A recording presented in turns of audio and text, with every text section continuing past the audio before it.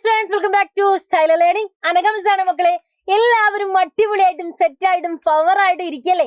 അപ്പൊ നമ്മുടെ എക്സാം ഇതാ സ്റ്റാർട്ട് ചെയ്യാനായി. അപ്പൊ എക്സാമിനോടനുബന്ധിച്ച ദിവസങ്ങളിലൂടെ നമ്മൾ ഇങ്ങനെ കടന്നു പോവാണ്. ഒരുപാട് ടെൻഷൻസ് ഒക്കെ ഉണ്ടാവും, ഒരുപാട് പേപ്പേഴ്സ് നമുക്ക് ഒരുപാട് ചാപ്റ്റേഴ്സ് നമുക്ക് പഠിക്കാനുണ്ട്. അപ്പൊ ഇന്ന് മിസ് വന്നത് എന്തിനാന്ന് വെച്ചാൽ നമുക്കറിയാലോ, പൊളിറ്റിക്കൽ സയൻസിൽ നമുക്ക് ഒരുപാട് ചാപ്റ്റേഴ്സ് ഉണ്ട് അല്ലെ. സെറ്റാക്കാൻ വേണ്ടിയിട്ട് 20ഓളം ചാപ്റ്റേഴ്സ് നമുക്ക് പഠിച്ചെടുക്കാനുണ്ട്. 20ഉം ഇമ്പോർട്ടൻ്റ് ആയിട്ടുള്ള ചാപ്റ്റർ ആണ്. പക്ഷെ എന്നിരുന്നാലും ഒരു 10-11 ചാപ്റ്ററിന് ശേഷം നമുക്ക് ഒരുപാട് കാര്യങ്ങൾ അങ്ങനെ പഠിക്കാനില്ല. ഓരോ ചാപ്റ്ററിനും ഇമ്പോർട്ടൻ്റ് ആയിട്ടുള്ള ഏതൊക്കെയാണെന്നുള്ളത് മിസ് ഓൾറെഡി പറഞ്ഞ് നിങ്ങൾക്ക് തന്നിട്ടുണ്ടായിരിക്കുന്നു അല്ലെ. നമ്മളെ ലൈവിലൊക്കെ മിസ് പറഞ്ഞു തന്നിട്ടുണ്ടായിരുന്നു. അപ്പൊ ഇന്ന് മിസ് വന്നത് എന്തിനാന്ന് വെച്ചാൽ ഈ 10 അല്ലെങ്കിൽ 11 ശേഷമുള്ള ചാപ്റ്റേഴ്സ് നമ്മൾ അത്രത്തോളം ഇമ്പോർട്ടൻ്റ് ആയിട്ട് കാണത്തില്ല. അതിൽ 1-2 ടോപ്പിക്കേ വരുള്ളൂ എന്നതുകൊണ്ട് ഓരോ ചാപ്റ്ററിനും 1-2 ടോപ്പിക്കൊക്കെ വരുള്ളൂ. പക്ഷെ അതിലൊരു ചാപ്റ്ററിന് SCA ക്വസ്റ്റ്യൻ നമുക്ക് വരാറുണ്ട്. അപ്പൊ ആ ചാപ്റ്റർ ഏതാണെന്നും ഏത് SCA ക്വസ്റ്റ്യൻ ആണെന്നുമാണ് നമ്മൾ ഇന്ന് ഡിസ്കസ് ചെയ്യാൻ പോകുന്നത്. അപ്പൊ നമുക്ക് നോക്കാം മക്കളെ.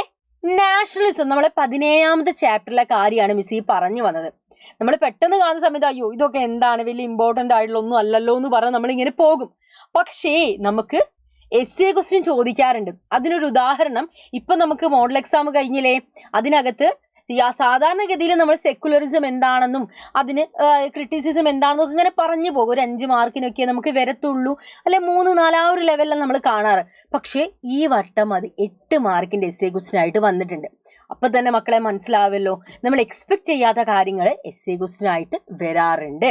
അപ്പൊ ഈ നാഷണലിസം എന്ന് പറയുന്ന ചാപ്റ്ററിലെ SCA ക്വസ്റ്റ്യൻ വരുന്ന ഒരു ചാപ്റ്റർ ആണ്. നമുക്കത് നോക്കാം. ഇവിടെ നോക്കിക്കേ, ആദ്യം എന്താണ് നാഷണലിസം എന്ന് നമ്മൾ അറിയണം. പലപ്പോഴും ഒറ്റ വാക്കിൽ ചോദിച്ചാൽ നമ്മളെല്ലാവരും വി എന്നുള്ള ഫീലിംഗ്, അതാണ് നാഷണലിസം എന്നാണ് നമ്മൾ ചിന്തിക്കാം. ഓഫ് കോഴ്സ് വി എന്ന് പറഞ്ഞ ഫീലിംഗ് തന്നെയാണ്, നമ്മൾ ഒന്നാണെന്നുള്ളൊരു ഫീലിംഗ് തന്നെയാണ്. പക്ഷെ ഒരു ആൻസർ പേപ്പറിലേക്ക് നമ്മൾ എഴുതുമ്പോൾ എന്ത് ചെയ്യണം, നമ്മൾ വി ആണ്, നമ്മൾ ഒന്നാണെന്നുള്ളത് മാത്രം എഴുതിയാൽ മതിയോ? പോരാ, കുറച്ച് ഡീറ്റെയിൽ ആയിട്ട് നമ്മൾ എന്ത് ചെയ്യണം, കൊടുക്കണം അല്ലെ. അപ്പൊ അതാണ് നമ്മൾ നോക്കാൻ പോകുന്നത്. ഇവിടെ മക്കളെ നോക്കിക്കേ, നാഷണലിസം എന്ന് പറയുന്നത് എന്താണടാ? ഒരു ഐഡിയോളജി. അതെന്താണ് എംബസൈസ് ചെയ്യുന്നത്? ലോയാലിറ്റി, ഡിവോഷൻ, അങ്ങനെയുള്ളതൊക്കെ അല്ലെ. ആൻഡ് നമ്മളെല്ലാവരും ഇവിടെ ഒന്നാണെന്നുള്ള ഒരു ഫീല് കൂടെ എന്ത് ചെയ്യുന്നു, ക്രിയേറ്റ് ചെയ്യപ്പെടുന്നു അല്ലെ. ഇവിടെ നോക്കിക്കേ, ഇതൊരു SCA ക്വസ്റ്റ്യനിൽ വരുന്ന ഒരു ചാപ്റ്റർ ആണ്. നാഷണലിസത്തിനെ കുറിച്ചിട്ടും എന്തൊക്കെ ഫാക്ടേഴ്സ് ആണ് നാഷണലിസത്തിനെ അഫക്റ്റ് ചെയ്യുന്നതും ഒരു SCA ക്വസ്റ്റ്യൻ ആയിട്ട് നമുക്ക് വരുന്നതാണ്. ഏതൊക്കെ ഫാക്ടേഴ്സ് ആണ് നമുക്ക് ഡീറ്റെയിൽ ആയിട്ട് നോക്കാം. ഒന്നാമത് ഷെയർഡ് ബിലീഫ് ആണ്. ഇവിടെ നോക്കിക്കേ, a nation is constituted by certain belief. ഒരു രാജ്യം, ഒരു നാഷൻ ഫോം ചെയ്തത് കുറച്ച് വിശ്വാസങ്ങളിൽ അധിഷ്ഠിതമായിട്ടാണ് അല്ലെ. Nations are depend on belief that people have about them. So രാജ്യം തന്നെ ഡിപ്പെൻഡ് ചെയ്യുന്നത് ആളുകൾ തമ്മിലുള്ള ഈ ഒരു ബിലീഫിന്, വിശ്വാസത്തിന് തുടർന്നാണ്. A nation is A group of people who move together forward A common goal. ഒരു രാജ്യം എന്ന് പറയുന്നത് എല്ലാവരും ഒരുമിച്ച് മുന്നോട്ട് പോയി ഒരു കോമൺ ഗോളിന് വേണ്ടിയിട്ട് എന്ത് ചെയ്യാണ്, അവിടെ നമ്മൾ പ്രവർത്തിക്കുകയാണ് അല്ലെ. A nation exist when they have the belief. ഒരു രാജ്യം എക്സിസ്റ്റ് ആവണമെങ്കിൽ, നിലനിൽക്കണമെങ്കിൽ അവിടെ കുറച്ച് എന്തൊക്കെയുണ്ട്, ബിലീഫ് ഉണ്ട്. എന്തൊക്കെയാ? നമ്മൾ ഒന്നാണെന്നുള്ളൊരു ഫീലിംഗ്, വി ആർ ഇന്ത്യൻസ് എന്നുള്ള ഫീലിംഗ് അല്ലേ.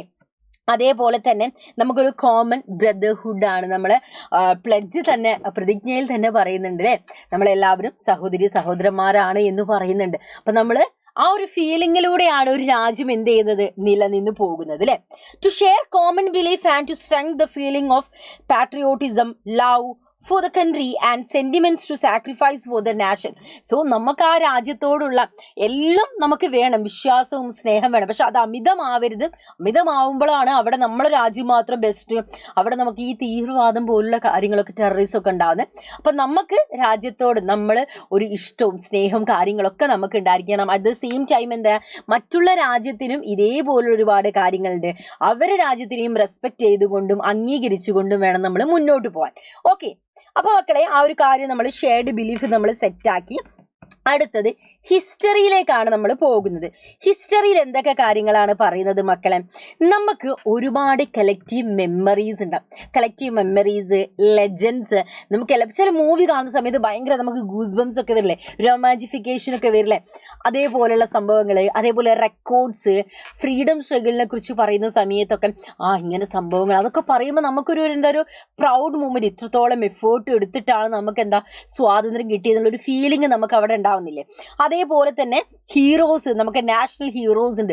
ചിലപ്പോൾ ഏതെങ്കിലും എപ്പിക്സിലെ ഹീറോസ് ആയിരിക്കാം, അല്ലെങ്കിൽ നമ്മളെ റിയൽ എപ്പിക്സിലെ, അതേപോലെ തന്നെ നമുക്ക് റിയൽ ലൈഫ് ഹീറോസ്, നമ്മളെ സർദാർ വല്ലഭായ് പട്ടേൽ, അദ്ദേഹം അയൺ മാൻ ഓഫ് ഇന്ത്യ എന്ന് അറിയപ്പെടുന്നയാളെ, അദ്ദേഹത്തിന്റെ പ്രവർത്തികൾ കാണുന്ന സമയത്ത്, അതേപോലെ മഹാത്മാഗാന്ധി, അങ്ങനെ ഓരോ, ഇന്ദിരാഗാന്ധി അയൺ ലേഡി ആയിട്ട് പറയുന്നതാണ് അല്ലേ, ഇന്ദിരയുടെ ഇന്ത്യ എന്ന് പറയുന്ന ഒരു സമയം വരെ ഉണ്ടായിരുന്നു. അപ്പൊ അതൊക്കെ നമുക്ക് ഒരു ചരിത്രപരമായി നോക്കുമ്പോൾ നമ്മളെല്ലാവരും ആ രാജ്യത്തിലാണ്, ആ രാജ്യത്തിനെ റെപ്രസെന്റ് ചെയ്യുന്ന ജനങ്ങളാണ് നമ്മൾ.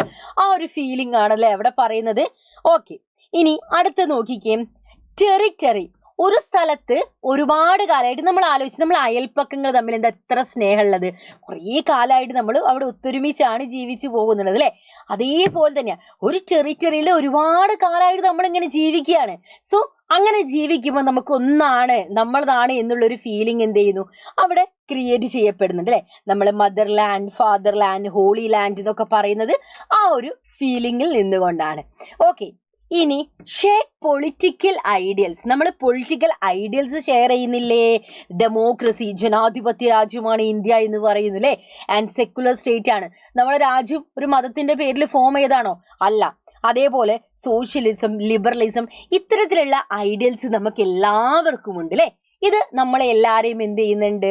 ഒന്നാക്കി ചേർത്ത് ഒറ്റയായിട്ട് നിർത്തുന്നുണ്ട്. അടുത്തത് കോമൺ പൊളിറ്റിക്കൽ ഐഡന്റിറ്റി. ഇവിടെയാണ് നമുക്ക് പൊതുവായിട്ടുള്ള കുറെ ഡേയ്സ്, നാഷണൽ ഡേയ്സ് ഉണ്ട്, നാഷണൽ ഫ്ലാഗ് ഉണ്ട്, കാണുന്നില്ല മക്കളെ? യെസ്, നാഷണൽ ഫ്ലാഗ് ഉണ്ട്. ആൻഡ് ലാംഗ്വേജ്, റിലീജിയൻ, കറൻസി, ഇതെല്ലാം എന്ത് ചെയ്യുന്നുണ്ട്? ഇപ്പോൾ ഓരോ സംസ്ഥാനത്ത് ഓരോ കറൻസി ആണോ? അല്ലല്ലേ? ഇതെല്ലാം നമ്മൾ എന്ത് ചെയ്യുന്നുണ്ട്? ഒന്നാക്കി വെക്കുന്നുണ്ട് അല്ലേ? നമ്മൾ ഒന്നാണെന്നുള്ളൊരു ഫീലിംഗ് നമുക്ക് ക്രിയേറ്റ് ചെയ്യപ്പെടുന്നുണ്ട്.